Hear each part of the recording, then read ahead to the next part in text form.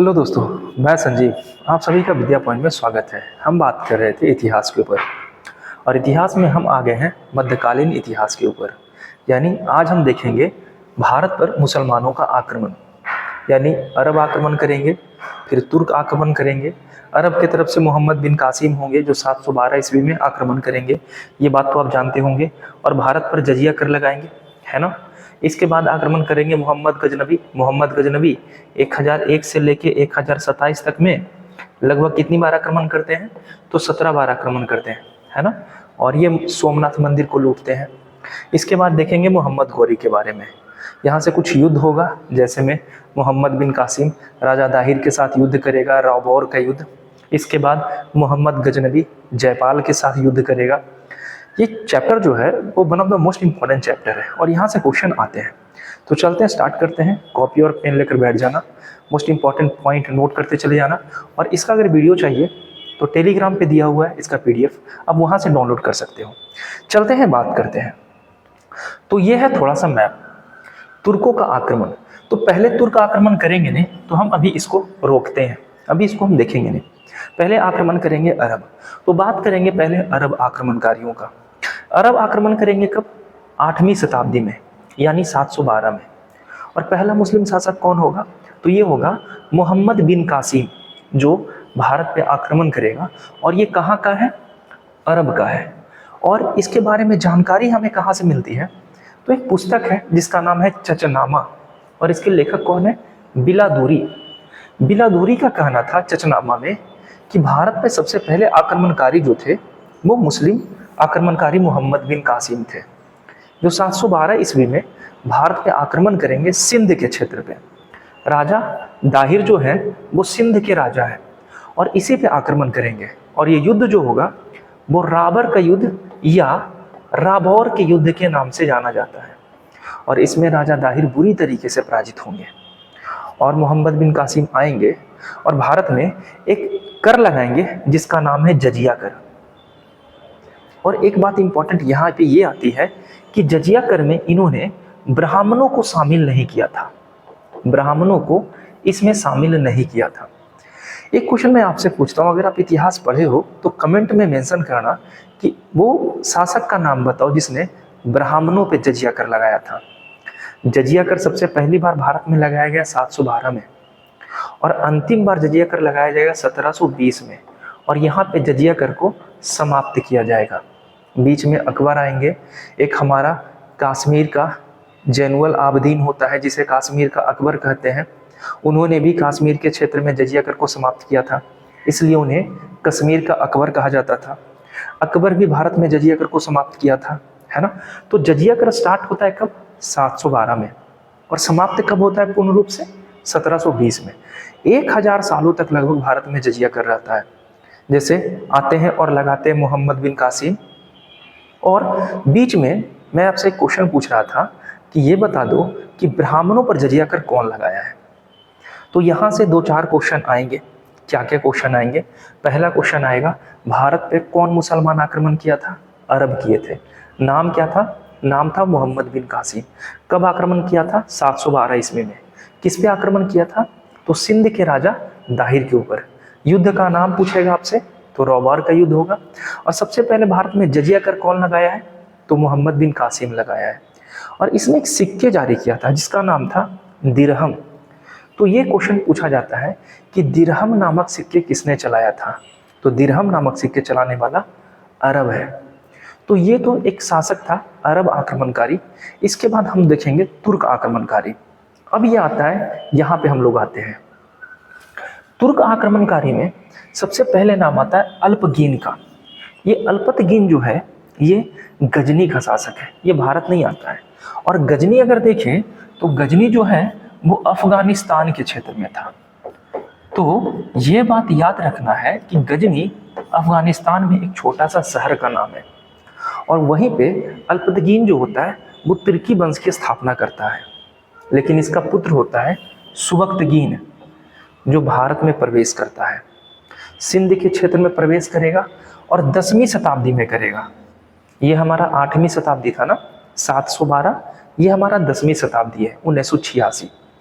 सबसे पहले भारत में प्रवेश करने वाला, अंदर तक प्रवेश करने वाला शासक कौन था? सुबक्तगीन। सुबक्तगीन कौन है? तुर्की आक्रमणकारी है और ये अफगानिस्तान के गजनी के क्षेत्र से आया था। इसके पिता का नाम था अल्बगीन और ये हिंदू राजवंश का एक शासक होता है जिसका नाम होता है जयपाल, और ये जयपाल को पराजित कर देगा। तो पहला बार यही आता है क्वेश्चन कि उस शासक का नाम बताइए जिसने जयपाल को पराजित किया था। तो जयपाल को ये भी पराजित करेंगे और जयपाल को ये भी पराजित करेंगे। ये पराजित करेंगे 1986 में और ये पराजित करेंगे 15 वर्षों के बाद यानी 1001 में। और जब ये जयपाल को पराजित करेंगे तो जयपाल अपने आप को आग के हवाले कर देगा। ठीक है, तो पहले तो आता है सुबक्तगीन, जयपाल के विरुद्ध आक्रमण करेगा और अपनी सत्ता स्थापित करेगा। इसके बाद आएंगे मोहम्मद गजनी। मोहम्मद गजनी और कोई नहीं, सुबक्तगीन का पुत्र है। ये सीक्वेंस में चीज़ें देखते चले जाना। अगर इसके बारे में बात करें तो इसे सुल्तान की उपाधि धारण करने वाला ये पहला तुर्क शासक था और इसने बगदाद के खलीफा से ये पद धारण किया था और भारत पे लगभग इसने 17 बार आक्रमण किया था। और इसका सबसे विनाशकारी आक्रमण जो था वो सोमनाथ मंदिर पे था। और ये कैवें नंबर का आक्रमण था अगर पूछ ले तो ये 16वें नंबर का आक्रमण था। ये सारा क्वेश्चन एक एक करके एग्जाम में पूछा जाता है। तो अभी तक हमने क्या देखा? एक हमने देखा राजा दाहिर के बारे में और मोहम्मद बिन कासिम के बारे में, है ना, जो अरब आक्रमणकारी है। दूसरा हम देख रहे तुर्की आक्रमणकारी, जिसमें पहला हम देखे अल्बगीन जो गजनी का शासक है, दूसरा शासक सुबक्तगीन जो भारत आता है, और तीसरा मोहम्मद गजनी जो भारत में 17 बार आक्रमण करता है। और कब से कब तक?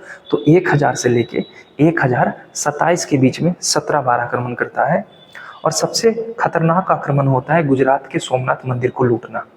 अच्छा, क्वेश्चन ये भी आता है कि जब ये सोमनाथ मंदिर पे आक्रमण किया था उस समय शासक कौन था?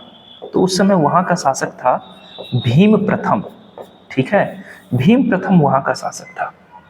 ठीक है, जो सोलंकी वंश का शासक है। अब आगे चलते हैं और आगे अब हम बात करते हैं मोहम्मद गजनवी के बारे में, जो किसका पुत्र है?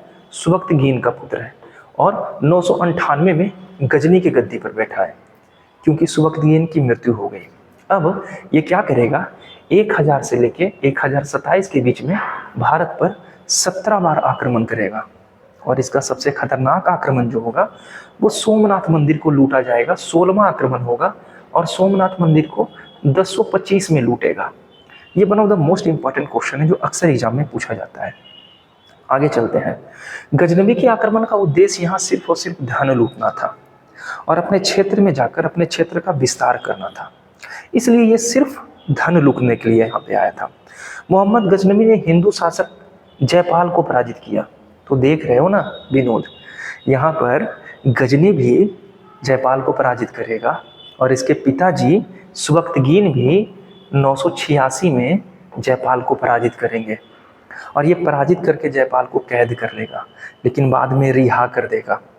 जयपाल ये दुख झेल नहीं पाता है, इस कारण जयपाल अपने आप को आग के हवाले कर देता है। अब ये जो मैप आप देख रहे हो ये है मोहम्मद गोरी। चूंकि मोहम्मद गोरी काफ़ी थोड़ा लंबा वीडियो है, इसलिए मैं कोशिश करूंगा कि आज हम गजनी पे ही बात करेंगे। मोहम्मद गोरी और उनके जो गुलाम हुए जैसे में यालदोज, ऐबक, नसरुद्दीन कुबाच और बख्तियार खिलजी, इसके बारे में बात करेंगे हम कल। आगे चलते हैं, फिलहाल में और सारी बातें हैं। जैसे जयपाल को जब पराजित किया जाता है और रिहा किया जाता है तो जयपाल ये बर्दाश्त नहीं कर पाता और जलती चिता में जाके खुद को जला लेता है। लेकिन अभी रुकिए, जयपाल का भी एक पुत्र था जिसका नाम था अनंतपाल। अब क्या करता है मोहम्मद गजनी? इसको भी हराता है। बहिंद, हिंदू शाही राजा की राजधानी कहाँ थी? बहिंद।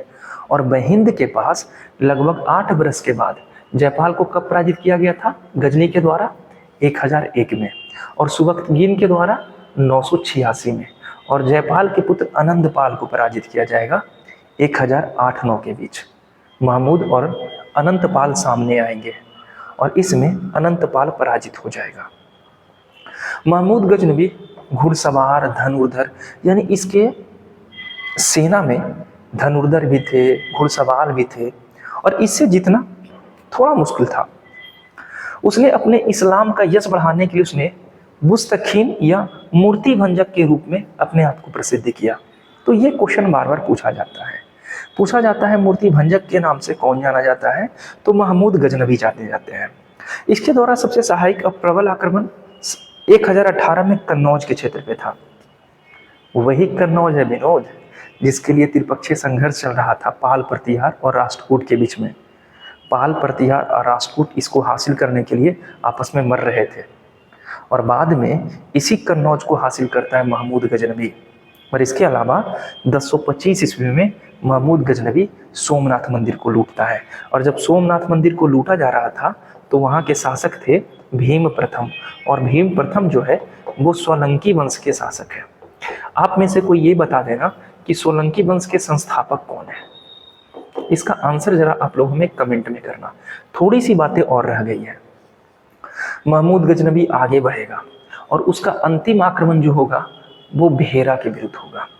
आगरा के निकट एक भेरा नामक जगह है, वहां पे उसने अंतिम आक्रमण किया था। तो मोहम्मद गजनवी कब से कब आक्रमण किया है? तो 1000 से लेके 1027 के बीच में लगभग 17 बार आक्रमण किया है। ठीक है, तो जैसे मोहम्मद बिन कासिम राजा दाहिर को हराए राबौर के युद्ध में, और सुबख्तगीन और मोहम्मद गजनवी हराए जयपाल को, है ना, और जयपाल के पुत्र अनंतपाल को। इसके अलावा अलबरूनी से तो सब परिचित होंगे। अलबरूनी महमूद गजनवी के समय में भारत आया था और अलबरूनी की एक पुस्तक है जिसका नाम है किताब उल हिंद, और ये पुस्तक का एग्जाम में काफ़ी बार क्वेश्चन पूछा गया है। किताब उल हिंद के लेखक कौन है? अलबरूनी। किसके साथ भारत आया था? तो महमूद गजनवी के साथ भारत आया था। और किताब उल हिंद 80 अध्यायों में बटा हुआ है। तो आज हमारा था अरब आक्रमणकारी और तुर्क आक्रमणकारी महमूद गजनवी। अगली बार हम देखेंगे मोहम्मद घोरी के बारे में, और इसके बाद स्टार्ट हो जाएगा हमारा दिल्ली सल्तनत, गुलाम वंश, खिलजी वंश, तुगलक वंश, सैयद वंश और लोधी वंश। अब जाते जाते आपसे एक क्वेश्चन ये है कि ये बता दीजिए सबसे पहली बार भारत में जजिया कर किसने लगाया था? इसका क्वेश्चन का आंसर हमें कमेंट में करना। मिलते हैं नेक्स्ट वीडियो में। ख्याल रखना, खुश रहना, बाय।